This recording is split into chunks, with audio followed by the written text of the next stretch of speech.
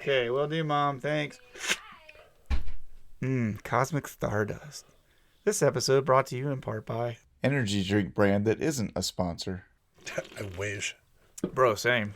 Like, seriously, sponsors? If you're an energy drink company who has an energy drink with no sugar Yes. and mostly healthy stuff, except for obscene amounts of caffeine. Well, see, here's the thing. Like, I've cut way back on my caffeine intake. Same. Well, when I was working at Chipotle, like, I would easily consume 3, sometimes 4, like, Bang or Reigns a day. 3 or 4 bangs Yeah. a day. So, like, we're talking like the 300 So milligrams. you're talking about 1,200 milligrams of caffeine. 12 to 15, or what? Yeah, the 12 to 1,500 milligrams of caffeine a day. That's redonkulous. You know, sometimes you just kind of I mean, don't get me wrong. There were days like not too long ago that I was doing like 2 bangs and maybe like Celsius or something like that in the afternoon. But that's knocking on like 800 milligrams of caffeine, not quite. Which I think 1,500. What is it like? The daily recommended is 600 or it's either 400 or 600. It's one of the two. I think they just say I think you're not supposed to exceed 800 milligrams of caffeine is like the big deal. It doesn't really matter. Like there's not like a daily recommended in a sense, but it's like if you go over this amount for an extended period of time, you're basically saying like I hate my body and I want to die type of deal. So it's like yeah. Don't want to do that. Totally never consumed any caffeine for that purpose whatsoever. No, not at all. What? Who said that? So, how's life? Oh, it's been okay. Like it's been a minute since we recorded. It's been a little while. I've been sick for like the last 3 weeks, so yeah, you might hear that in Josh's voice a little bit today. I apologize. He just got it back, but we so it's been a little while since we recorded.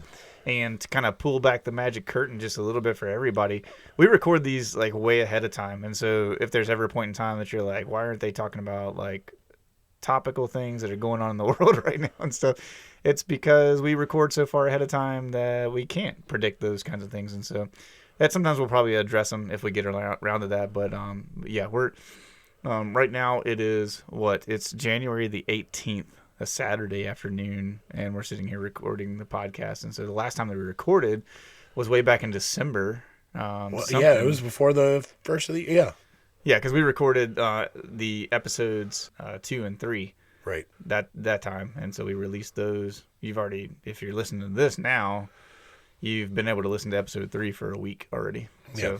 We're recording like way after the Well, fact. and I know, at least for me, approaching this, like I knew that we wanted to get like a bank of episodes and make it more relatable to more people. That's why, like, if you've noticed, we haven't really been specific on like local stuff or stuff like that where, you know, it would kind of pinpoint like dates or anything like that, because we want you to come back and listen to these episodes and it not be stale. Yeah, it needs to be something that you guys can listen to anytime you want to, and that it's not like pigeonholed into things. And so we might mention some things, like if we hear something that's really poignant that we feel like we need to talk about at some point in time, we might bring things up. But, you know, like we said in the very beginning, the point of this podcast is for us to be a family-friendly comedy podcast that you can listen to with your kids and on long drives, anything along those lines.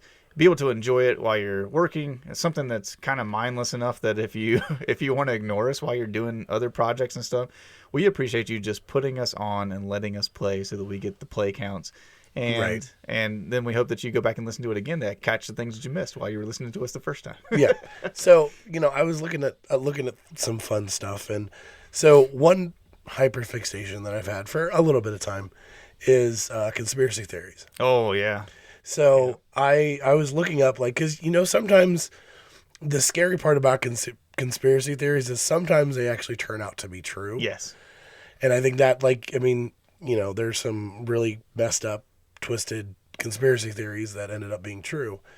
But this is one that I found that I never thought would be true. Okay. Never, ever thought would be true. Before we jump into this, I want to give the caveat that Josh and I said when we were planning to do this podcast that we were like, we're not going to turn into just the conspiracy theory podcast. Oh, yeah, no. So you'll hear us mention these things, but this is not going to be like every episode that... Oh, no. Because that was one of my critiques with like Ninjas Are Butterflies and some other like ones that I listened to, is they started off comedy podcasts talking about a wide variety of things. And then they just kind of went down a very windy rabbit hole. And the Ninjas guys definitely got into like a pigeonhole of like everything's a conspiracy now, which I still enjoy. I love listening to them. Yeah. Josh Hooper, shout out. Again, like we want to get you on the podcast. So there's a conspiracy theory. Now I'm going to go back to my caveat. Yeah, let's go. That this is actually a true conspiracy theory. Okay. So it's not a conspiracy theory anymore. It's a fact. So did you know that there are extraterrestrials buried out in the Arizona desert?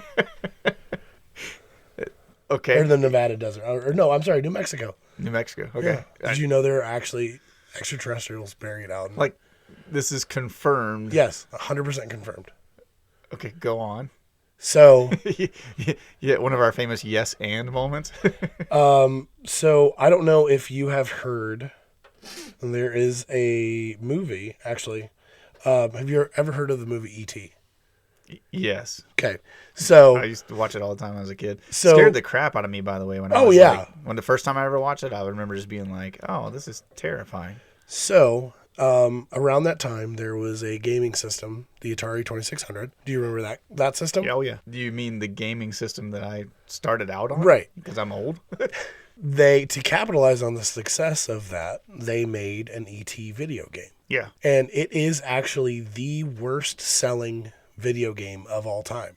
I think I recall seeing something about that on like a video game, like documentary thing that I was watching at one point in time. Basically, it was so confusing that nobody wanted to play it. So there are millions of copies of E.T. buried in a landfill out in the desert. Okay. I see what you're doing there. So okay. Yeah. You got me on that one. That's solid, though. I mean, the extraterrestrials buried in the desert. So just to make sure we have clarity on this, they made millions of copies of a video game that did not sell. And the solution for it was not, hey, can we repurpose these things somehow? Can we just give them away to people? Let's just go bury millions of copies of these things out in the desert. Yeah. So basically, this game failed so badly that the creator of the video game and the game designer gave up his career as a video game designer. Jeez. Like this game crushed a man's hopes and dreams so bad. And he's like, quick, buried in the desert. Yeah, I mean that's basically it was cheaper for them to do that than it was to try to sell or recoup any of the assets. Right. It was cheaper for them to just go out and bury the game. That's insane to me. So physical copies. How do we find out about it though? Was it like something that they just came out and the guy eventually said, "Yeah, we had this video game that bombed, but we went out and buried them." And then did somebody go find them to confirm this? Yeah, this actually led to the ending of the Atari system. That's crazy. Yeah, this was the downfall of Atari too. Which let's put this into perspective. That's a system that survived Pong. That survived some of the most basic, horrific games. Like nowadays, kids would just be mind numbed to try and play. And the thing that took it down was an E.T. game. Yep. So yeah. It says Atari was failing, the CEO was fired, and the company had to lay off hundreds of employees. So this was kind of like a last ditch effort to make Atari relevant and dive into the realm of movie based video games. I know this kind of ties into what we talked about a little bit or 2 episodes ago now. With making movies into video games into movies. Yeah. So this is the opposite. But they just dumped all of these games. That's hilarious. And has anybody found them and actually dug them up? There's pictures and stuff of so some dude sitting on a gold mine of 1 million copies of E.T. Yeah. That's hilarious. So yeah. For those of you that are listening, Josh is showing me a literal hole that somebody's dug up. And it's an Atari casing for a video game with E.T. on the front of it, and the little kid. What was the kid? Elliot. Elliot, yeah. Yeah. So he's standing there with Elliot on the cover of it, and that's hilarious to me. And the thing is, E.T. was such a successful movie. Oh, huge! But the video game design was so bad that it basically brought down what was left of a very revolutionary piece of equipment. Right. That's crazy. Well, let's jump into some other stuff right after we get to our intro. So, good morning, Josh. Good morning, Josh. Recognize me? No? Well, I'm Josh. I got suspended from from school because of Josh. You're going to be there with me in every way imaginable, Josh. Josh is truly in a trance, yes. I went to high school with Josh, and I can tell you right now, he's a terrific kisser. Hi, I'm Joshua. Josh, these are people's jobs we're talking about, Josh. Josh walking in the door wasn't even close. Josh, you are a muffin-snuggling pirate puncher. Josh is a good guy. We can talk to him. Please welcome Joshua. Josh.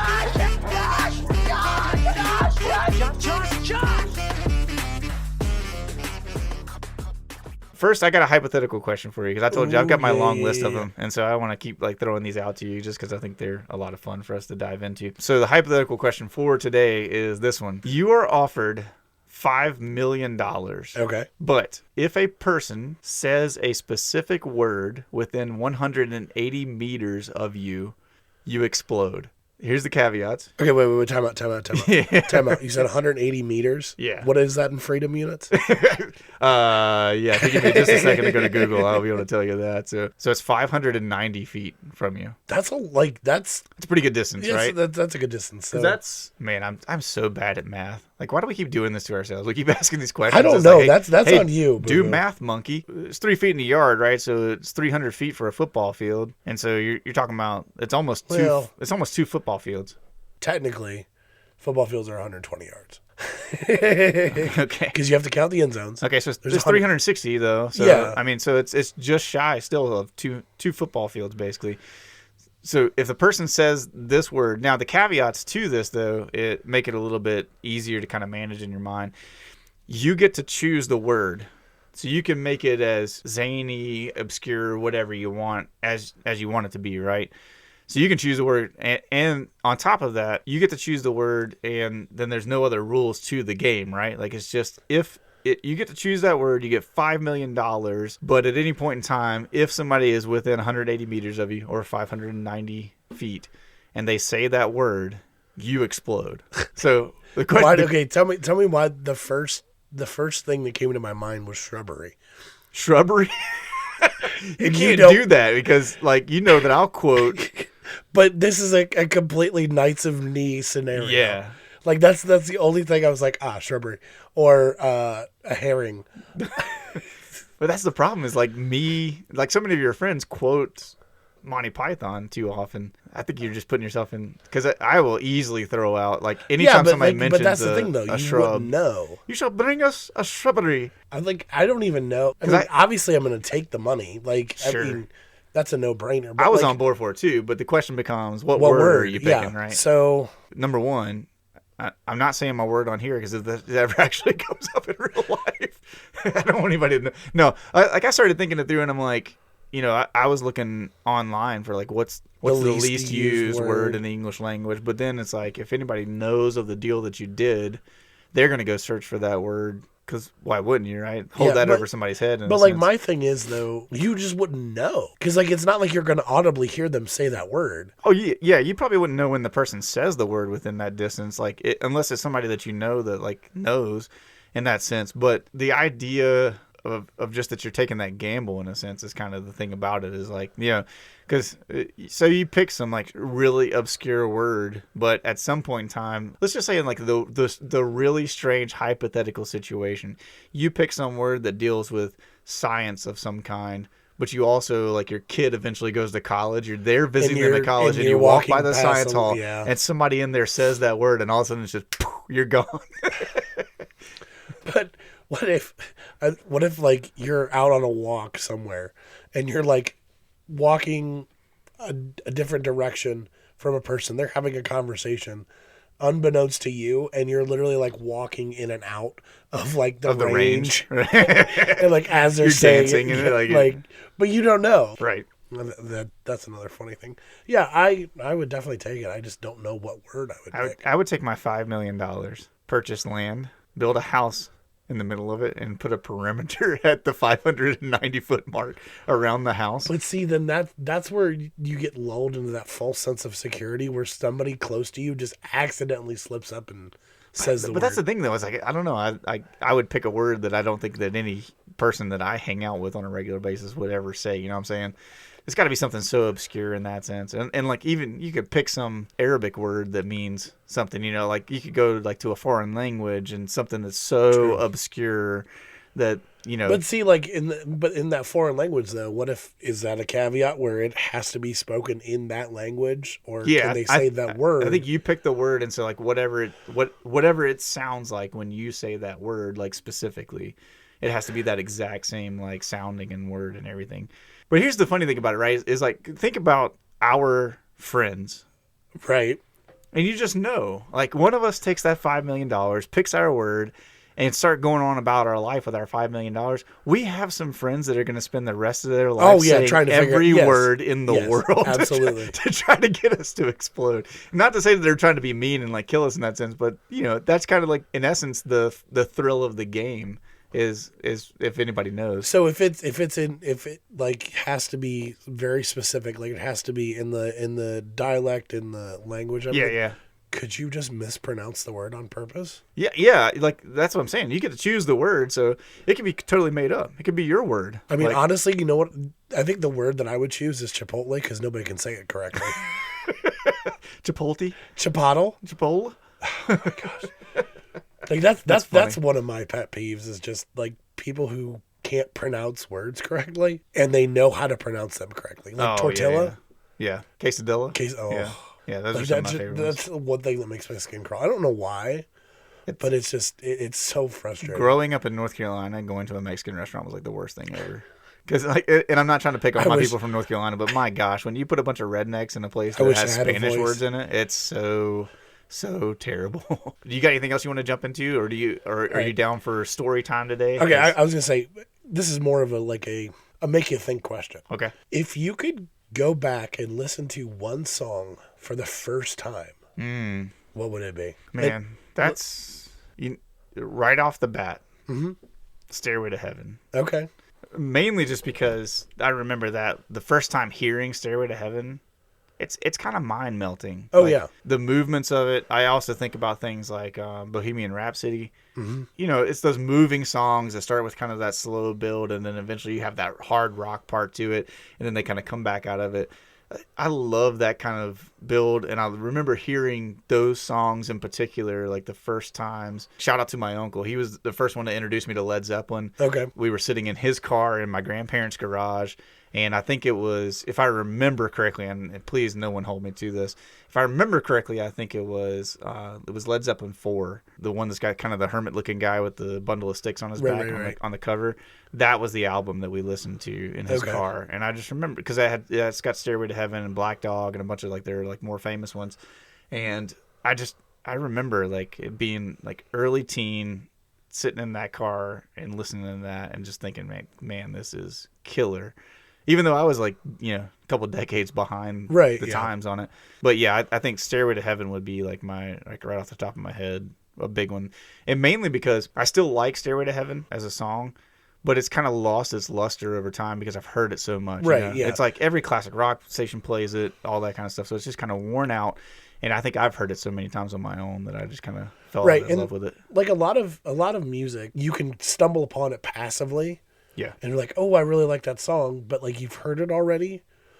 So like, I think like for me, mine would be Yellow Brick Road by Elton John. Okay. Yeah. I think it's a very good song. It's, you know, how he grew up essentially, and just you hear those songs in passing and you don't think anything of it, but then when you stop and listen to the songs, like they have those like movements and things where it like touches the chord, no pun intended, and it resonates with you, and then but you're like, I wish I could hear this again for the first time. Right. Well, and especially I think about nowadays with the audio quality that we have. Oh yeah. Now I've got headphones that sound better than any car system that we had back when I was young, and so it's like if I could take like the current audio stuff that we have and replay that song for the first time ever in my brain, man, it'd be killer. Right. I even think about like I grew up listening to James Taylor. That was, my parents both loved James Taylor, so I listened to a lot of his music. I think about like James Taylor's Greatest Hits Volume 2, like re-listening to that album for like a first time through would probably just be killer. Yeah. Well, and it's like going to concerts and everything, like the progression of just audio quality in concerts. Yeah. Like, Yeah. Because I know you'll agree with, there are bands that are very good on recording, yeah. and then there are bands that are very good live. Yep. But you also have the other end of the spectrum where you have bands that are amazing recording and terrible live. Yep. Counting Crows. Really? All the Counting Crows are like one of the prime ones. Their lead singer like just goes off in his own world when they're doing live concerts, but recording wise, right, they're phenomenal. I mean, I grew up loving the Counting Crows because of my dad introducing me to them and stuff, and listened to like all of their stuff. I still sing along with their songs on some of my playlists on Apple Music and stuff. Love the Counting Crows, but I saw them live one time, and I've seen videos of them live. And every time I've seen anything from a live show from them, their lead singer, like he doesn't sing the songs the way that he sings them on the albums. And I'm like, that's why people were at your concert. And I know this is like very, okay, Josh, you're an old man and all that kind of stuff. You don't like going to concerts. And that's partially true to a degree. But they were one of the ones that, even though I'd been to other concerts when I was younger, they weren't as great as they were on the recordings and stuff, but I still enjoyed those concerts. Right. It ruined the Counting Crows concert for me going to that one because it's just like, man, just stick to the script, right? Like, at least to a degree. Right. It's fine to change some things, but do like, some embellishments and stuff. And I think those artists that are so good live is because they add to their songs but they don't take away, or they do something different musically. Yeah. Like, you'll have songs that you are constantly hearing, like with full band, everything like that, but they'll use those as like instrumentals between session like breaks. Right. Like where you take a song that like is a slower song, but it always has a track to it, and then you take it and then you make it into like just an acoustic. Yeah. Bands that can do that and transition that way, I think, are so underrated. Well, I mean, I think that's part of the reason why so many people love Dave Matthews. And I'm not a big Dave Matthews fan and stuff like that. I never really cared for his music all that much. Or, there's a few songs that I could sing along with and stuff. But I didn't, like, one of the things when I talk with people, though, because I've never been to a concert, but I had a bunch of my friends have been to them. And I'm like, what's the deal with Dave Matthews? I mean, like, besides, okay, you're a partier and you just want to go party and stuff, why do people keep going back to it? And they said, well, he's one of the best as far as he plays his songs the way that they are on the album, but when there's opportunity to just jam and stuff, that's what they do. Like they fill the whole concert with music as opposed to, okay, this is start and finish of this song the exact same way we did on the album, and in between there's like hardly any talk or anything. You know what I'm saying? Like some of the concerts like kind of get boring in that sense. Yeah, there's no transitions. There's no like seamless from song to song. And it's not a Newsboys concert where you've got Michael Tate just wanting to talk for 45 minutes between every stinking song. Sorry for the Newsboys, man. I've loved you guys for decades, but I can't do any more concerts. So. I mean, like I remember like seeing DC Talk for like the last time ever. Yeah. I saw DC Talk like right before they kind of broke up and stuff too. We could go on forever talking about concerts because there's so many different ones. But I was trying to think of the one. Have you ever listened to Cartel, the band? I don't know if I have or not. They're kind of one of those like emo style. Not really emo. I wouldn't put them in that category, but they're pretty close to it. They were in that era of Yellow Card and all those kinds of bands back in the day. Okay. I got to hand it to them. They came to Lynchburg College when we were at Liberty University, and Brooke wanted to go to the concert. So I'm along for the ride because I'm boyfriend at that point in time. And so I'm like, yeah, let's go see them and stuff. So we listened to some of their music ahead of time because I didn't know who they were. And we went and saw them in concert. And their lead singer in particular, but the whole band, they were equal, if not better than their recording for the entire concert. I mean, never missed a thing. And the lead singer was better by a long shot live than he was on the recordings and stuff like that. So I kind of became a bit of a fan of them that day because I was like, for the first time ever, I'm at a concert, and I would say that I would rather be here than listening to the album at any point in time. Yeah, and I think that can, turn a like moderate fan into like an actual fan. 100%, dude. It absolutely will. Yeah, I mean, showmanship and like how you present yourself and stuff like that. Like it can turn those marginalized fans or whatever into full-fledged. It turned me into a fan, like a big fan, from not being a fan at all, because I was kind of like you know, like I said, that wasn't my style of music. Brooke listened to all that that genre and stuff like that while we were dating, or long before we were dating, but while we were dating. And she introduced me to a lot of it. Some of it I liked, some of it I didn't. But they earned a fan that day because I was just like, man, if these guys sound this good in concert, that's ridiculous. Right. Like, really good. One of the things I wanted to start doing, and I want to do this before we jump into story time, because I do have a story I want to tell you that hopefully you haven't heard of before. But I want to throw these in there because, so for those of you, you've heard us talk about this if you listen to the previous podcasts, but for those of you that don't know, Josh and I live in Northeast Ohio. Josh lives in a town called Rittman. I live in a town called Wadsworth, both outside of Akron is kind of like our big town that's near us. And so I was kind of like, you know, growing up in North Carolina and talking to people that are outside of Ohio is not really like the most talked about or most like desirable place in the world, right? Like, you know, like when I got the call to come up here to work for the church, Jerry calls me up and he's like, what do you think of Ohio? And I was like, well, I've never been there, never heard anything about it, so I'm willing to give it a shot, right? And we love it up here. Like, we've been here for 13 years now, and Brooke and I actually like the Ohio, like Northeast Ohio. I was thinking about it and I was like, we should share some things about the state of Ohio with the rest of the world as we do our podcast and stuff. Okay. So I started doing some research, and one of the things that I found out is that Ohio is actually home to many of the world's largest things. Many of the world's largest tourist traps. Yes, to a degree. But I wanted to, so I just thought, like, on each episode, maybe I'll just share one of them and just kind of throw it out there, right? So today's an easy touch. Next episode, I'll have one that's a little bit longer, and that'll kind of be like my piece for the next episode. So today, I wanted to mention, and I think that you've probably seen this one before because it's a prominent one. Did you know that Ohio is home to the world's largest rubber stamp? No, actually, I did not know that one. The world's largest rubber stamp resides in Willard Park in Cleveland.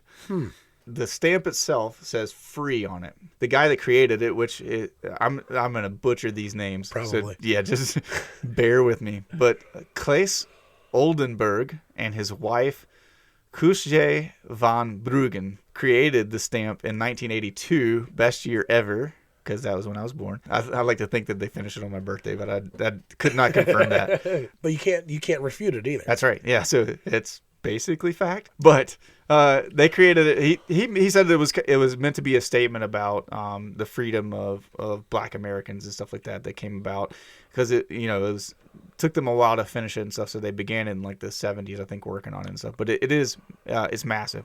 The dimensions of the sculpture are 28 feet and 10 inches by 26 feet by 49 feet. So when we talk about like a big rubber stamp, we're not talking about like this is somebody has it inside of like a museum or something like that. This is like a massive sculpture thing that's sitting outside of a big building up in Cleveland. Huh. And so that was one that just kind of struck me. So here's the fun thing that I want to do, and I'm throwing this out for you, is as often as we can, I want both of us to go and take pictures together at each one of these world's largest things that are in Ohio.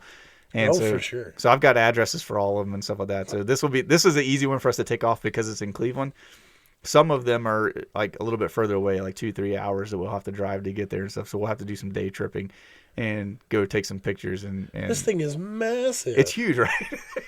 So Josh is looking at pictures of it now. I'm looking at pictures. I mean, because I know of one largest thing in Ohio, but okay, it might come up on my list at some point in time. So I'm sure it will, because it's a very prominent one. Yeah. So that was an easy one to kind of touch on and stuff like that. It was just these two artists created this thing, and it was created for, I don't remember what the name of the building was, but there's a building in Cleveland that it was originally created for. And then when someone else took over, I don't remember if it was Goodyear or who it was, but somebody a prominent business took over that building eventually and owned it. And when they took it over, they rotated like the stamp. They like turned it a little bit so that you could read the free thing a little bit better on it. But, but that's the only difference in the sculpture that's ever been like changed since '82. Wow. It's been in the same spot and has kind of been doing its thing there. So interesting. I thought it was interesting, and I thought it'd be fun for you and I to go and take some pictures eventually with that. Hey, real quick before we jump into story time, Josh, let's mention our sponsor. We've talked about them on the past several podcasts. We're actually going to talk about them just a tiny bit at the end because we've got some comments that we want to read from you guys. But we've talked about the Salt Collective over the past several episodes that we have done. we're so thankful for the Salt Collective because they've come alongside us and have been helping us. Some of the things they've been doing with our podcast in particular is helping with our social media stuff. As a matter of fact, Brooke was up here taking pictures of us earlier before we started the podcast, which is always awkward for me and Josh, but we allowed her to do it anyway so that she could help us out with some social media stuff on that end. But we're so thankful for the Salt Collective. And we would just encourage you, if you haven't listened to the previous podcast, go back and listen to those. You'll hear the ad for the Salt Collective in the middle of there. Don't skip over it. Just listen to that, and it'll tell you everything you need to know about them. But you can go to remainsalty.com. Again, that's remainsalty.com. And check out the Salt Collective. And you can find them on Facebook and on Instagram, all those fun places too. If you want to go see what they're all about, what they do, who they work with, all that good stuff, we would love for you to check out our sponsor, the Salt Collective. Thanks. Are you ready for story time? Story time. Story time. So this goes right in the vein of when I was discovering things about Ohio. Right. Because I was looking for, interesting facts, things to share and stuff. And one of the things that came up was actually this story that I'm going to share with you today, which I thought was interesting, crazy, and maybe worth some scientific research in the future. Okay, let's go. I'm in. So, have you ever heard the legend of the Loveland frog? No. This is totally obscure, and I love it. Okay. This is one of my favorite things that I've ever read, I think. So our story begins in 1955. In 1955, a local businessman was driving home from Cincinnati. In his DeLorean. Oh, gosh. Don't I wish. It didn't specify what kind of car he was driving.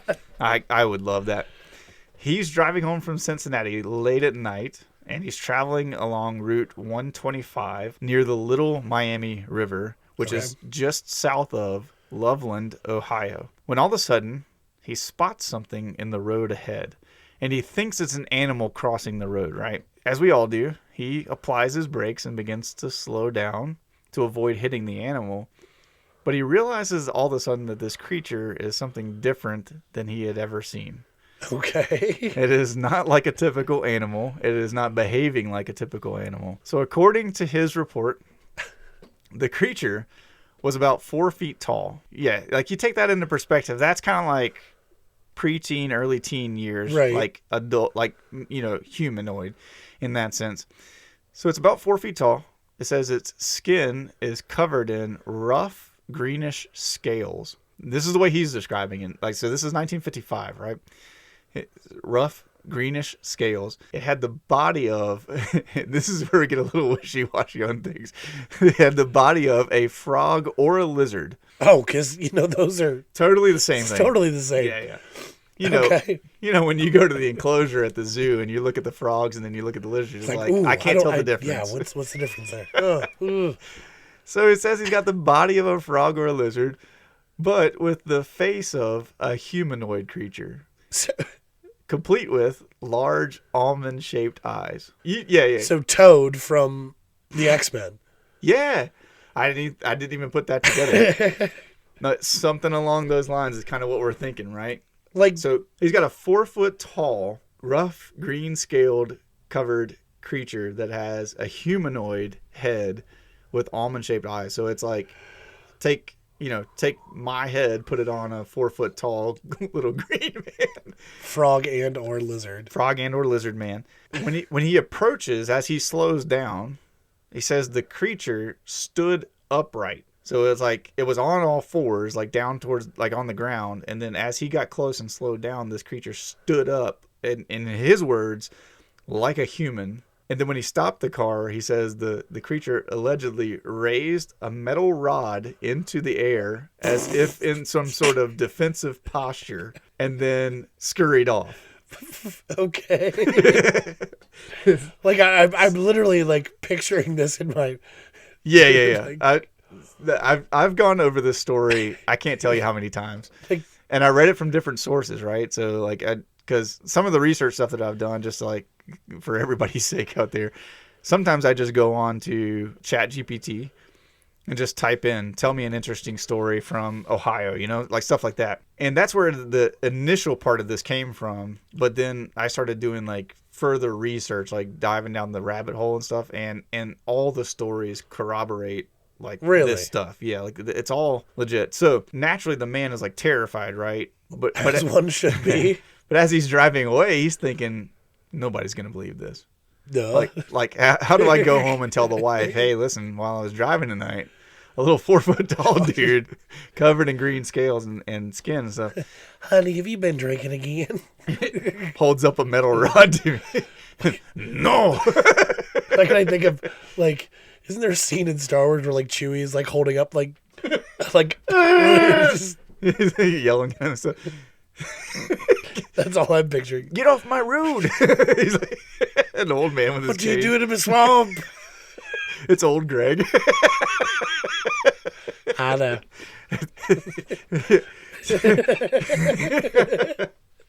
So this man's like, nobody's gonna believe that I just saw old Greg out in the middle of a road in Loveland, Ohio. Right. So he keeps it quiet. He drives off. What if this is the origin story for old Greg? Gosh, wouldn't that be fantastic? Mighty Boosh was like just diving into folklore from different parts of Ohio and finds old Greg hiding out in the swamp. Which it becomes really funny because it wasn't until 1972 that he came forward with his account, because stories began to circulate in the Loveland area of more sightings because there was a second encounter. And the second encounter gets a little bit more credible than just John Henry, whoever he was, driving home late at night from Cincinnati. In 1972, 2 police officers, Mark Matthews and William L. Honeycutt, were driving. Nice name. Yeah, Honeycutt, love it. Were driving along the same stretch of road near Loveland, Ohio, around 1 a.m. As they approached the same area where the first sighting took place, they saw something move in their headlights ahead. A strange and, as they said, humanoid figure crouched by the side of the road. Both officers described the creature as being approximately 4 feet tall, with smooth, greenish skin and webbed hands. It allegedly looked like a frog, but with human-like posture and features. So these guys are lining up, right? Like everything that these 2 officers are saying that they saw on this road, Right, at 1 a.m. outside of Loveland, all lines up with the dude from 1955. So like now we are 17 years later, and these 2 officers stop on this roadside in the same spot and see the same thing. So Matthews, one of the officers, who was a former animal trapper, later described the creature as appearing very muscular, with bulging eyes and a lumpy back, which I told my teacher. That's exactly, when I read this, that's exactly where my mind went. Today my teacher asked me what the capital of North Carolina was, and I said Washington, D.C. Booyah. She yelled at me and I said, you got a lumpy butt.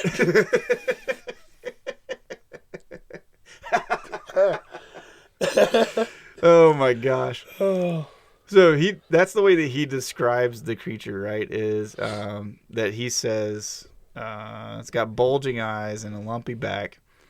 As Matthews slowed his car and got out to investigate, the creature, reportedly, from both of these officers, stood up, raised a metal rod into the air, and leapt back into the nearby creek, disappearing into the darkness. So almost the exact same. Like it's almost identical stories as to what they saw, and this is like, again, if it's some rando dude that happens to have the same thing, you think like, okay, maybe he talked to the dude at some point in time and the guy shared the story. Maybe he wasn't making like a big deal of it, but he shared it with a friend or something like that. And then that friend kind of did the same thing to kind of, I don't know, give credit to it or whatever. Corroborate his story. But this is 17 years later. And the first guy has never come forward with any information until these 2 officers give an official report. We saw something and give this description. And then the guy comes forward and he goes, I saw the exact same thing, right? So he's like, now he's talking about it. So both of these officers said they'd never seen anything like it before in their lives, and they both gave identical descriptions of the creature, like in separate interviews. And they also noted that they had seen the creature's eyes glow in the headlights, which made it seem even more unnatural to them, right? Like something was weird about it. And guess what? It continues. No. 1973, a year later, a businessman, again, claimed that he witnessed the same creature. He reportedly saw it crossing a road near Loveland while driving at nighttime. He did not stop, which he's the only one I'm giving credit to, because it's like, bro, if I slow down and all of a sudden green froggy dude stands up on his hind feet and raises a metal rod in the air, either he's getting hit or I'm getting by. Something's going to happen because I'm not staying in that place very long. but he didn't stop.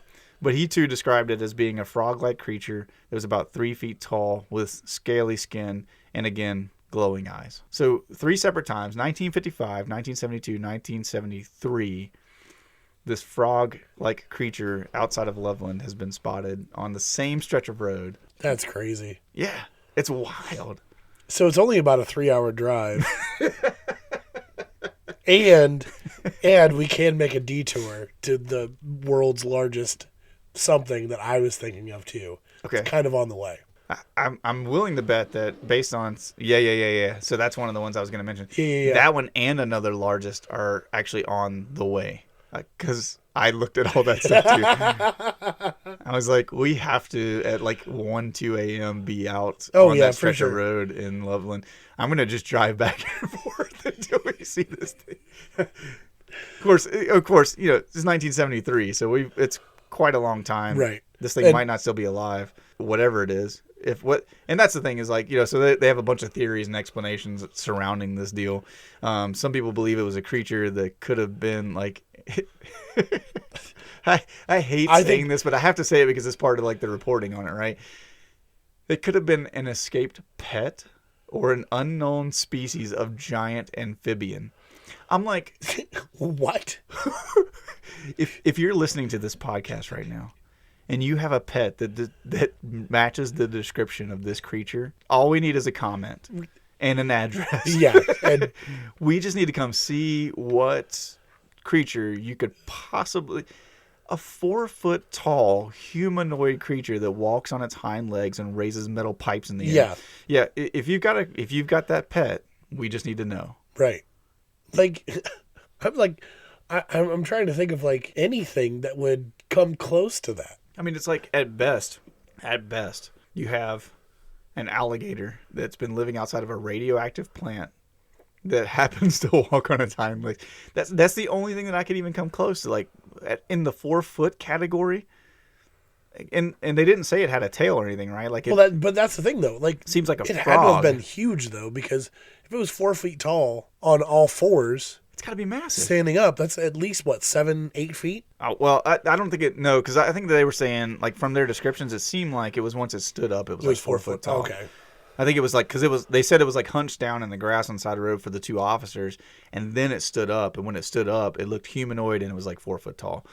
That kind of seems to be the MO of it. So I don't think it's like massive. Like, I don't think it's like an 8 foot, 7-8 foot tall thing, because then I think they would have like remarked about that in some of the stories and stuff like that. But 4 foot still, that's huge. Right. Especially for considering people are going like, maybe it's just someone's pet who escaped. It's like, what? That's a freaking Great Dane. Is not even 4 foot tall. Like, I'm trying to think of like a Great Dane's head is like 3 foot tall, because usually they're like right above my waist, right? Right. Like, I'm 6'1", my waist sits about like 3 foot, and a Great Dane's usually like right above my waist. So 4 foot tall is like just under my armpit. That's a massive creature, whatever it is. And I'm just going like, so that's one thing that they like theorize, right? And the other ones was like, the obvious one is like it's a prankster or a hoax of some kind, right? That to me is hilarious, because I'm thinking 1955, it's a teenager. He's 16, 17 years old, and he's like, scares the crap out of this one businessman. No one knows about it except for the 2 of them. And so this guy goes home and for 17 years sits on this costume that he made up to go scare the crap out of some businessman late at night. And then he's like, so he's what? If he was 16 then, it's been 17 years. So now he's 33 years old. I like to imagine him as a working husband, father of 2. And he goes, you know what I need to do tonight? It's time. There's 2 police officers that need a shock. They need to wake up a little bit. I just I can't imagine that span of time that it's, right. Yeah, it's that a, makes it's a no hoax. sense. Yeah, to get what a grand total of 4 people. Yeah. Like If I'm doing it, every car that goes by, right, for a world's while. worst prankster. Yeah. To get 4 people in 17 years. Or best. I mean, hear me out, dude. Over the course of 18 years, you get 4 people, and you get a freaking like lore about you, because that's true. That's how I found out about it. Like just reading through like these lore pages and stuff, and so I think it's hilarious. So, obviously the third one is that it is the cryptid theory, that it's a species of unknown animal or creature that exists in the wild but has never been fully identified by science, which I love because it's like we're in Ohio. It's a different thing if we got Bigfoot, if anything. But it's a different. Well, we got Mothman. No, that's West Virginia. No. It's Ohio too. I did some research on that. Maybe we'll talk about that in the future episode. Because I've only heard Mothman for West Virginia. Mothman is both. It's Ohio. Oh wait, and West no, Virginia. was the bridge? No, because I was trying to think of if the bridge was connecting Ohio and West Virginia. Yeah, so like the Mothman follows the Ohio River from like West Virginia. Okay, so up into parts of Ohio and stuff like that. So because it was Montgomery it was Point Pleasant, West Virginia, Point Pleasant. up to Gallipolis or how do you say that? Gallipolis, Ohio are the 2 spots where the Mothman's been like associated, and it's and they're connected by the Ohio River. We can talk more about that later on because I actually did some research on that too. But their ideas, they're saying like there's something that's unidentified, which I'm just like it's Ohio, bro. Like if we were like the Amazon, like if you're on the Amazon, you're in the middle of like Africa somewhere. If it's a remote island in the middle of the ocean, I could see that being a theory. I just don't think there's a whole lot of things in Ohio that are yet to be discovered by human beings. And then the final one is the obvious one that everybody's going to throw out is aliens. Like, it's got to be an alien creature. And I'm like, I thought you were going to say Skinwalker, but I just don't see aliens being the ones to come down and be like, just 2 times we're just going to pop out with a metal rod in our hands. It's like, I think that if we have received aliens on this planet at any point in time, they've got to be more I'm pretty sure advanced if than there that. is anything, if aliens did exist, they kind of pass by Earth and be like, ooh, no. Nah. Yeah. They're like, see that shadowy place over there? That's Earth. You must never go there. All this is yours. What's that shadowy place? That's Earth. Yeah, don't go there. Yeah, don't do that. So there's a couple of pop culture things that came out of this too. Okay. So I just want to throw these out there real quick, and then we can move on. The sightings have been the subject of books, articles, television shows, including a segment on unsolved mysteries in 1993, which I'm like, dude, Ohio made it. We're good. But Loveland's connection to the creature has made it into like a small tourist attraction as well. Well, we have to go now. Oh, we have to go check this out. So here's the crazy one, and I hate that we missed this. In 2016, the city of Loveland held an event called the Loveland Frogman Festival, and they celebrated the creature and the town's association with it. But it does say that this is an annual event, so we might need to do some more research into that. The annual event draws enthusiasts of the paranormal, cryptozoologists, and curious visitors alike. So I feel like this is we have to go. This is a vlog thing. Oh yeah, for sure. This is a virtual. If we're gonna go check this out, we got to record this and and hopefully talk to some of the kookiest people on the planet as we go. So and then here's the last little thing is like in 2001, the year I graduated from high school, a local artist created a statue of the Loveland frog, which was displayed in in downtown Loveland for a period of time. The statue depicted a large frog-like humanoid standing upright with webbed feet and glowing eyes. And the statue was only removed from downtown Loveland because of vandalism. It's like, I can only imagine the things that were done to a frogman-like statue that was put in the middle of downtown Loveland. But gosh, the whole... Oh no. Now all I can think about is Kermit the Frog. Hey, Kermit the Frog here. Do you like driving down lonely stretches of highway late at night? We could hang out together. That's his Tinder profile. Oh my gosh. Do you like going for long walks along the side of swamps in Ohio? Oh, I apologize for my terrible Kermit the Frog impersonation. No, that was actually pretty good. So, to close out today, we want to take some time to read some of our comments that we've received from various people on the different episodes that we've done. Yeah, cool. On our first episode, on our pilot episode, we had Zach say that fish are friends, not food. I can't remember. I was trying to think of the context of that because I know that I responded to Zach's comment with like, "Hello, I'm Bruce, and it's been 3 weeks since I've had a fish." But yeah, I'm trying to remember like what was it we were talking about on that one? That was the fish are friends, not food type of thing. All right, well, just Zach messaged me and tell me what you were referring to, so we can. Yeah, exactly. We want to clarify that. Although that is a very, very funny comment. We appreciate that's throwing that out there. And then Matt Porter, I feel personally attacked for this. He says, Josh, you pick which one. Calls himself a believer, but he's anti-Christian Bale. I love that. I figured you would. Info. That's a very, very clever response to that. I love it. I figured you were going to feel attacked by that too. Yeah, I'm very attacked. It made me appreciate it even more. And then Gabe said he would take the $50 million, which I think come on, bro. The under 1,000? That is the wrong choice. Yeah, we discussed that a lot, but I could see where Gabe's coming from too, though. I know Gabe's dreams because Gabe's a friend of mine, and so I think I see where he's going with that. He's got a lot of things he would like to make possible with that 50 mil, so I can appreciate that.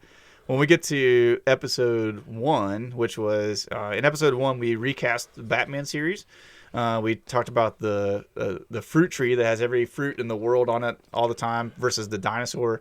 And then we talked about uninventing things was like one of the things. And so Zachary commented on that one again. Zachary, I think, is like our top commenter. Him and Gabe maybe might have the most tied right now. But Zach mentioned, he said, amazing podcast, you two. Keep it up. I'm telling all my buddies about it. Listened to the whole time. I was at the gym, and it was great and relatable. Looking forward to more. Zach, we appreciate that, man. That's awesome. Yeah, really do. Really, really good encouragement for us, and we're so glad to have you guys listening right now. And then for the Batman topic, Charles Dance as Alfred would be amazing. And I have to admit, I am drawing a blank on who that actually is. I'm looking it up right now. Charles Dance. Dance? Yeah. No, so Charles Dance, man, where do I know him from? He was in Dracula the movie. He was like I think the really old ancient guy. He was in Aliens 3. He's been in a bunch of different things. Oh, he was the Targaryen. He was in Game of Thrones. Yeah.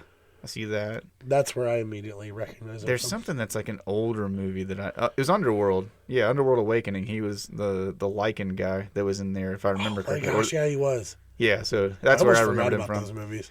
So he'd be an interesting one. I wouldn't mind seeing that, Charlie. That's a solid pick. It still makes you mad though that you say Channing Tatum wouldn't make a good Bane. I hate it.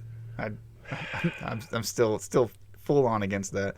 I just don't like his acting, man. I don't think that he has the depth to be able to pull that off. But so going back over to the comments, Gabe said 100% agree on grass mowing. He said, I can mow hay all day long for cows because I feel productive, that what I'm doing has a purpose. As far as mowing grass, no way, man. He said, if Charity, which is his wife, would let me, I'd pasture or pave every square foot of our property, which I'm totally on board for. I've talked about a bunch of times that like my backyard, I would love nothing better than to cement the entire thing and paint it green, but then on like one side of it have a tennis court and on the other side a basketball court. I just think that would be, of which you play neither. But I would. No, actually, so Sky plays tennis. My daughter, really? Yeah. She plays tennis and takes lessons, and we enjoy playing tennis as a family. So I do play every once in a while. Yeah, I played tennis in high school. That might surprise you too.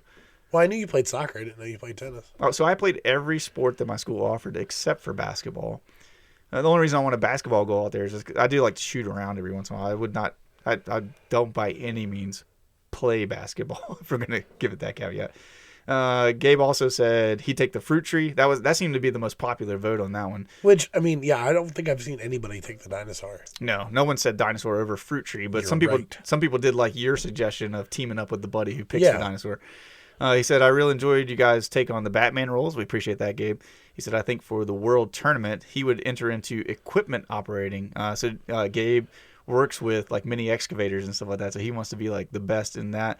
Which, if you've ever seen those videos of those guys that can like open a soda and do all kinds of I've always wanted to do, like, be at a place or like work at a place that has like forklift Olympics. Oh, yeah, Like that would be someone like picking up a quarter off the floor and that'd be amazing. that kind of fun. So he said he'd do that or snacking was his other suggestion, which I'm like, I don't know how they would set the parameters for snacking, but I could also get down with being competitive in snacking. That'd be fun. And then he said, I really enjoy the show, man. Keep it up. Thanks, Gabe. We appreciate you, brother.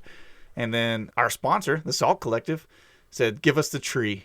They said also they agreed with you. They said, "I need a friend that chooses a dinosaur for security purposes." And then my mom. I was just saying I do like the next because like this was honestly playing in the back of my head because I know I've heard you tell the stories of like basically it would take you like a week to mow. Yeah. And then like by the time you get back around to it, you'd have to start mowing. You start on Monday, mow until Saturday, and then you get Sunday off. You come back again on Monday. You start mowing in the exact same place that you started the last week, and it just like because grass just grows like crazy down south.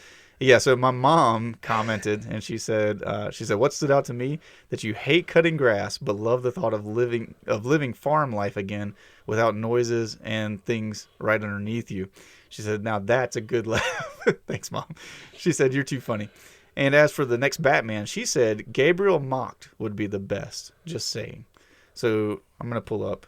Because I don't remember Gabriel. I remember her talking about. Oh yeah. So Gabriel Mocked is the guy that's in Suits. You ever watch the show Suits? Okay. Which and Mom, I'm going to give you credit on this one because I actually could see that. Like he's because he definitely does the rich playboy thing as far as being Bruce Wayne. He definitely plays that part because that's what he is on Suits. But I could also kind of see him like some of the other roles that I've seen him in and stuff. Physically imposing a little bit. He's actually a pretty decently sized dude, and I just think that he probably could pull it off.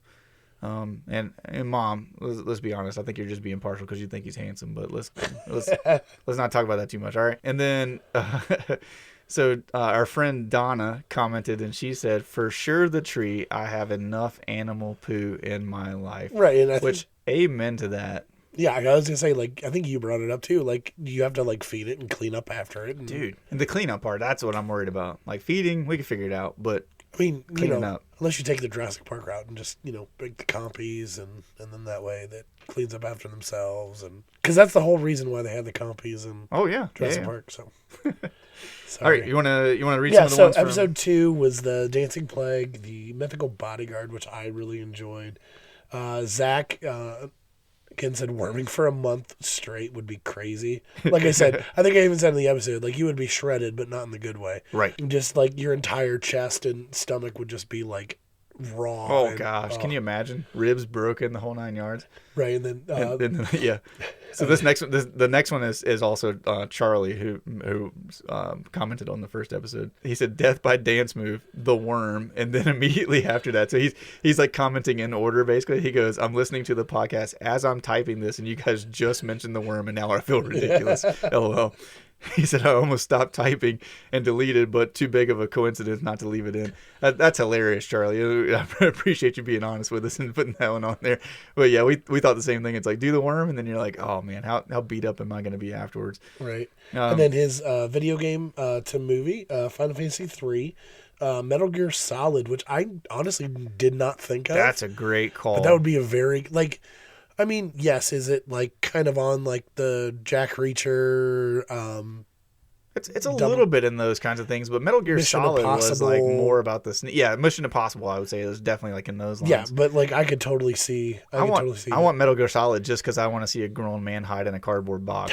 I forgot about that. Just I was like, one of my favorite parts about that game is that you could get into any situation, and if you alerted anybody, all you had to do was just put yourself in a cardboard box, and you're like, oh, they're like, it's that cardboard box in the middle of the floor. The video game equivalent of playing hide and seek with like a 2-year-old and covering your eyes. Absolutely, yeah.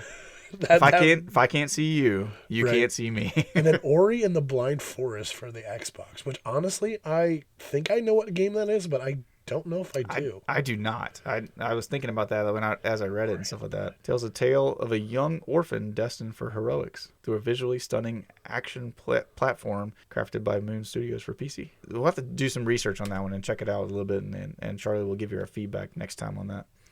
Appreciate you sending that over to us, though. Those are good comments. On that same episode, on episode 2, our friend Lynette said, "Okay, LOL, Josh Ullman, my mouth dropped when you said Freddy because I was thinking him too," right? So the mythical creature that you would pick, a horror creature, you said Freddy. She was right on board with it. She said, "I'm glad to know that I'm not alone in my thinking." And then she said, "Josh Eatman, I had to replay a few times and listen to how you say higher." I don't... And I'm going to be honest with you, Lynette. You made me go back and re-listen to, because she said it's in the portion of episode 2 when we do the sponsor stuff, when I'm talking about the Salt Collective. And so I went back and re-listened to that several times. And if I'm saying... And you thought you were British. If I'm saying higher weird, I don't hear it. But at the same time, I'm willing to say, like, maybe I do say it's strange because I'm not from here. I don't speak perfect Ohioan like everybody else around me. But she said my initial thought was Freddy, but she also said, if I can fly on the dragon's back, I'm changing my creature. So she jumped over to my side with the mountain thing. Yeah. And then one final one down there from Gabe. You want to read that one off for us? Yeah, and then Gabe said, I'm going with Chewbacca as a first choice. Second choice would be Groot. Third would be Teen Wolf.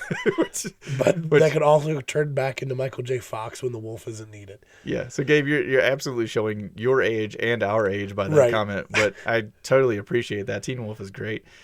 I did, like, we responded back to him on Facebook and said, man, Chewbacca, what a great, in my opinion, what a great bodyguard. Well, I mean, if you think about it, I mean, he's intelligent enough to, like, be a companion, not just a bodyguard. Yeah. But also the fact that, like, he doesn't really even have to do anything. He could just stare at you. Yeah. And growl. Yeah. Like, he doesn't have to do much. My question is Gabe, do you speak Wookiee? Because if you do, you gotta teach me, man. I need to get down on that. That'd be hilarious to be able to watch the Star Wars movies and know what all the Chewie and all his cousins are saying while they're doing the on episode. Kashyyyk. We appreciate you guys. Thanks for all the comments. If you're listening right now, make sure you leave a comment for us in either on the episode if you're on Spotify, or you can go to Facebook or Instagram. We post pretty regularly on there, just about every other day throughout the week and stuff. And so on any of those posts, you can say, hey, from this episode, I thought this, that, the other, whatever. And feel free to comment on it, man. We'd love to hear y'all's feedback and love to see you interacting with all that stuff. Right, exactly. And again, that's how we grow. That's how we make the podcast better. That's how we get the podcast out there. Yeah. Just tell your friends, and like Josh said, if you have some constructive things to say, give us a 5-star review and let us know what we can fix, what we can improve on. I apparently don't laugh very loudly. So I told Josh he's got to laugh out loud more. That's what somebody gave me the feedback on. So, but we appreciate each and every one of you. Like I said, we'll make this a regular thing where we can read comments every few episodes. Every few episodes, we want to take time to just pause and read these things because we really do appreciate y'all's interaction. And if you've got stories, you got things that you would like to hear us talk about and stuff that you think would be entertaining for everybody, please feel free to throw those out there. We'd love to. We're always looking for more content in that sense. I've got tons and tons and tons that I've loaded up on my computer and my phone because every time I think of something that I think is interesting, just throw them on there. Yeah. But we've got a lot of that stuff, but we would love to hear some of y'all's too. And like Josh said, take a moment right now and just hit that share button, send it over to a friend and say, hey, I think you might like this podcast. Do us a favor, because that's word of mouth is going to be the best way for us to grow. We'd appreciate that. All right. Otherwise, we love you guys very much. And we'll catch you later. Bye. Bye.